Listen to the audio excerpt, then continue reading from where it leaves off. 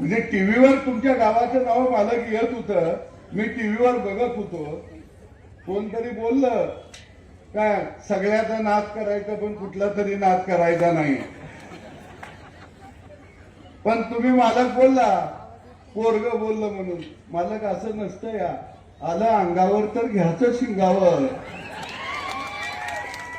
घ्यावं लागतं मालक काय. आणि तुमचा जर स्वभाव लढाई लढण्याचा आहे, तुम्ही अनेक मालक लढाई लढलेले आहेत, त्यामुळं मी तुमच्या मुलाचं अभिनंदन करतो. कारण खऱ्या अर्थानं त्यानं मेहनतनं काढलेली तलवार, त्या तलवारीला रट्ट लागल्यावरच मेहनत घातली. मी खऱ्या अर्थानं त्याचं अभिनंदन करतो.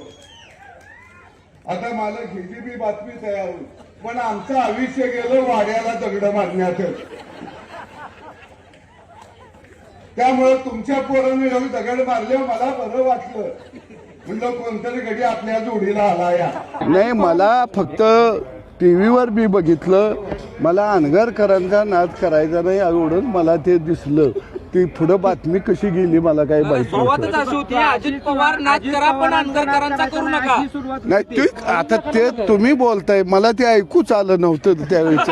त्याच्या पुढचं मला ऐकू आलं, तेवढं मी सांगितलं. तुम्ही आता सांगताना म्हणाल की म्यानामध्ये खून रक्त लागलेलं तलवार, नेमकं काय तो प्रकार? आता आपण बोलताना सांगितलं की खून मी असं सांगितलं की ही लढाई विस्थापितांची आहे.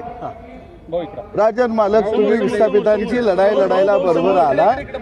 खऱ्या अर्थानं आम्हानी प्रस्थापितांच्या विरोधामध्ये लढण्यासाठी आमचा जन्म झाला.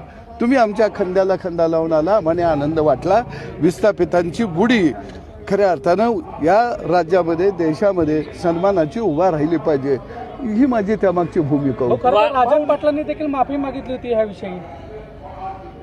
काय आहे की कुणी माफी मागितली ते तुम्ही सांगता, हे आता मला कळालं. काय आम्ही म्हटलं बाबा की वाड्याच्या विरोधात कोणतरी बोललं की आम्हाला बरं वाटतं, कारण आम्ही गावगाड्यातली आहेत, त्यामुळे आमचा संघर्ष वाडा विरुद्ध गावगाडा आहे.